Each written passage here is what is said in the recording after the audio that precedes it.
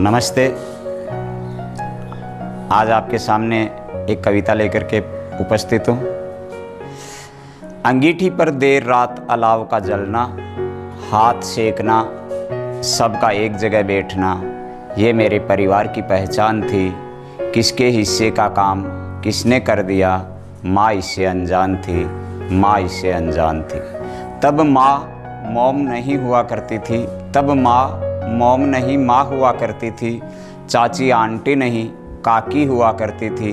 ये मेरे परिवार की पहचान हुआ करती थी, ये मेरे परिवार की पहचान हुआ करती थी।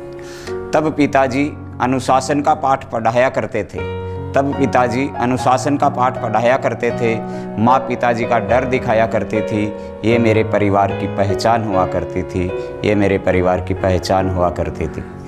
तब परिवार का मतलब पूरा मोहल्ला गली हुआ करती थी, तब दीवारें हवाओं को कहाँ रोक पाती थी, ये मेरे परिवार की पहचान हुआ करती थी, ये मेरे परिवार की पहचान हुआ करती थी।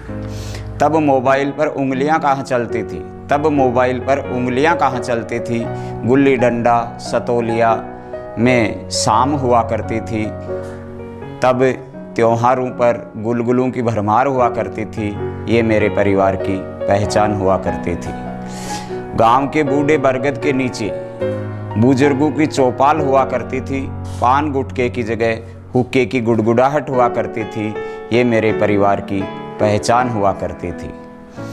तब पनघट पर भीड़ हुआ करती थी, तब पनघट पर भीड़ हुआ करती थी, तब पनघट से ही प्रेम की शुरुआत हुआ करती थी।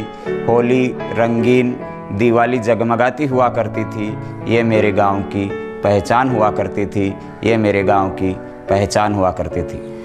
नमस्ते मित्रों, मेरी कविता अगर आपको पसंद आई हो तो प्लीज़ लाइक शेयर और सब्सक्राइब करें। धन्यवाद।